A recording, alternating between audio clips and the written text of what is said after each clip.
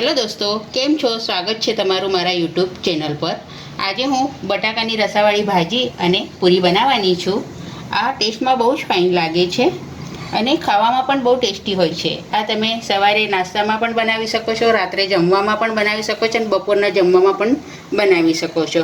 તો આજે હું આ બનાવવાની છું, તો ચાલો આજે આપણે આ વિડીયો શરૂ કરીએ। બીજી પૂરી અંદર નાખીશું।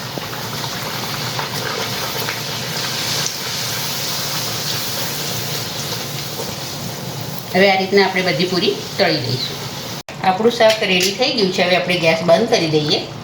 ઉપરથી સહેજ લીલા ધાણા નાખીશું। આપણે તૈયાર છે આપણું બટાકાનું રસાવાળું શાક।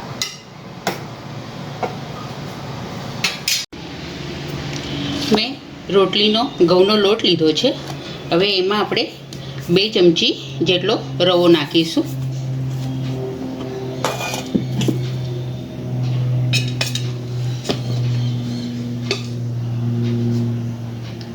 બે ચમચી જેટલો આપણે બેસન નાખીશું।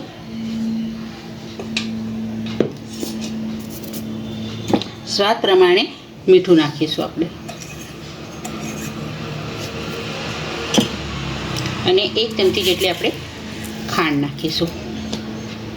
હવે આમાં આપણે ગરમ તેલ નાખીશું। હવે આપણે આમાં ગરમ તેલ નાખીશું। એનાથી પૂરી આપણી સરસ ફૂલશે પણ અને કડક રહેશે 2 કલાક સુધી ફૂલેલી।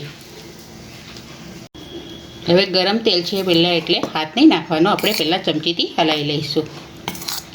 આ તેલ નાખવાથી શું પૂરી એકદમ સરસ કડક અને ફૂલેલી રહેશે અને સરસ લાગે છે ખાવામાં પણ। આજે હું પૂરી અને ભાજી બટાકાની ભાજી બનાવવાની છું, જે બહાર લારી પર મળે છે એ રીતના। પણ આપણે પહેલાં પૂરીનો લોટ બાંધી લઈએ, પછી આપણે બટાકાની ભાજી બનાવવાનું શરૂ કરીશું। હવે આપણે બધું મિક્સ કરી લઈશું હાથેથી। પછી થોડું પાણી નાખીને આપણે પૂરીનો લોટ જે રીતના બાંધીએ છીએ એ રીતના આપણે બાંધી લઈશું। હવે થોડું પાણી નાખીને આપણે હવે કઠણ લોટ બાંધી લઈશું।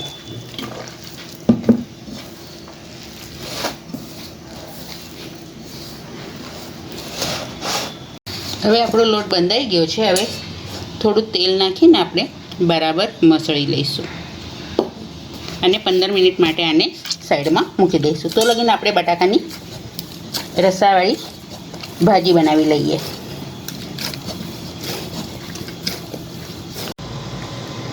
મેં ગેસ પર સ્ટીલની કઢાઈ મૂકી છે। હવે એમાં આપણે તેલ નાખીશું। લગભગ 4 ચમચી જેટલું તેલ નાખીશું। હવે તેલ ગરમ થાય એટલે આપણે એમાં રાઈ અને જીરું નાખીશું। તેલ ગરમ થઈ ગયું છે। હવે આપણે એમાં રાઈ નાખીશું।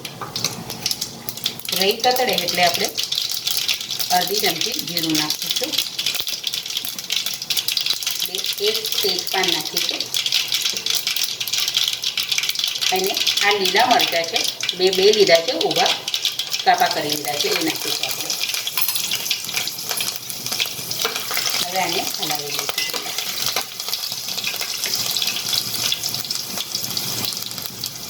હવે આમાં આપણે એક ડુંગળી લીધી છે, જે ઝીણી સમારી લીધી છે, એ નાખીશું આપણે। હવે આને બરાબર પહેલાં શેકી લઈશું।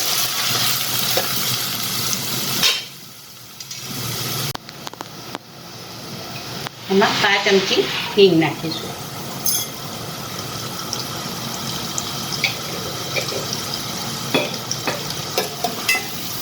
અને હલાવી દઈશું। હવે આને બરાબર થવા દઈશું આપણે।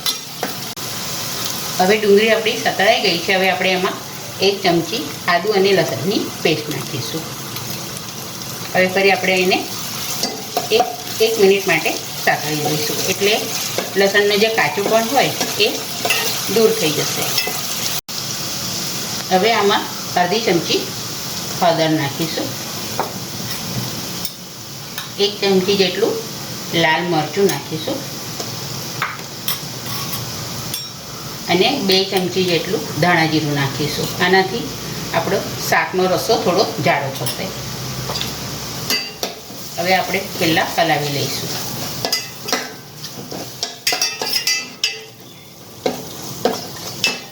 હવે આમાં આપણે ટમાટા નાખીશું, જે મેં ઝીણા ક્રશ કરી લીધા છે. મેં એક ટમાટો લીધું છે એ આપણે હવે નાખી દઈશું ને હવે આને હલાવી લઈશું. હવે ટમેટાં અને ડુંગળીના ભાગનું આપણે મીઠું નાખીશું એટલે આપણા ટમેટાં જલ્દી ચડી જશે. હવે આને આપણે સહેજ થવા દઈશું. હવે મસાલો બળે નહીં એના માટે આપણે સહેજ પાણી નાખીશું અને 1 મિનિટ માટે પહેલાં હવે સાતળી દઈશું આપણે.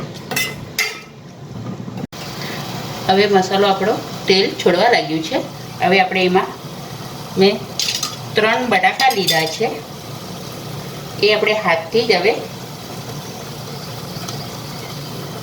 મેશ કરીને નાખી દઈશું. આના કાપા નથી કરવાના, હાથથી જ એ કરવાનું છે.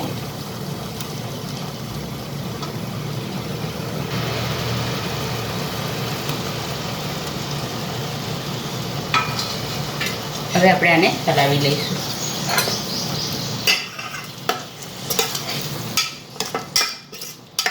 હવે 1 મિનિટ માટે ફરી આપણે સાતળી લઈશું એટલે બધો મસાલો બટાકાને ચોંટી જશે. હવે આપણને જે રીતના રસો જોતો હોય એ રીતના હવે આપણે આમાં પાણી નાખીશું. તમારે જેટલું ઘાટો રસો જોતો હોય એ પ્રમાણે તમે પાણી નાખી શકો છો.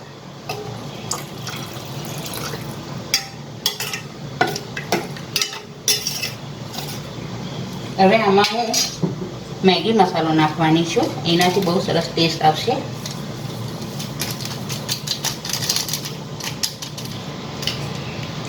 અને સ્વાદ પ્રમાણે આપણે મીઠું નાખીશું. પહેલાં મેં મીઠું નાખ્યું છે ડુંગળી અને ટમેટાના ભાગનું, એ પ્રમાણે હવે આપણને મીઠું નાખવાનું છે. હવે આપણે આને ઉકળવા દઈશું 2-3 મિનિટ માટે. હવે આમાં આપણે સહેજ ખાંડ નાખીશું. આનાથી શાક ગળ્યું નહીં થાય પણ સ્વાદમાં બેલેન્સ થઈ જશે. આપણે ટમેટાં બધું નાખ્યું છે ને, ડુંગળી, ટમેટાં, લસણ, આદું, એ સ્વાદમાં બેલેન્સ થઈ જશે એટલે આપણે સહેજ 1 ચમચી જેટલી ખાંડ નાખીશું. હવે આપણે આને થવા દઈશું 1 મિનિટ માટે એટલે આપણું શાક તૈયાર થઈ જશે. આપણું શાક રેડી થઈ ગયું છે. હવે આપણે ગેસ બંધ કરી દઈએ. ઉપરથી સહેજ લીલા ધાણા નાખીશું. આપણે તૈયાર છે આપણું બટાકાનું રસાવાળું શાક. હવે આપણો પૂરીનો લોટ સેટ થઈ ગયો છે. હવે આપણે પૂરી વણી લઈશું. પહેલાં 2 મિનિટ માટે આપણે મસળી લઈશું. હવે આના આપણે નાના નાના લુવા કરીશું.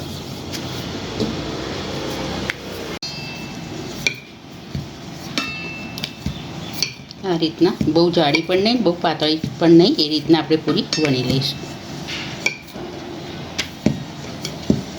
આપણું તેલ ગરમ થઈ ગયું છે. હવે આપણે પૂરી તળી લઈશું.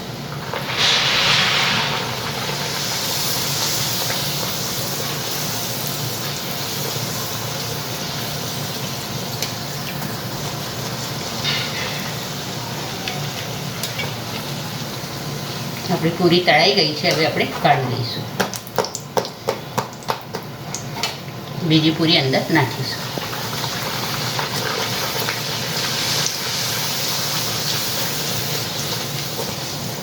હવે આ રીતના આપણે બધી પૂરી તળી લઈશું. તૈયાર છે આપણી બટાકાની ભાજી, રસાવાળી ભાજી અને પૂરી. આ લારી પર અમુક જગ્યાએ આ મળે છે સવારના નાસ્તા માટે. લોકો બહુ જ ખાય છે અને ટેસ્ટમાં પણ સારી લાગે છે. એટલે મેં આજે વિચાર કર્યો કે ચાલો આપણે આજે પણ બટાકાની રસાવાળી ભાજી અને પૂરી બનાવી દઈએ.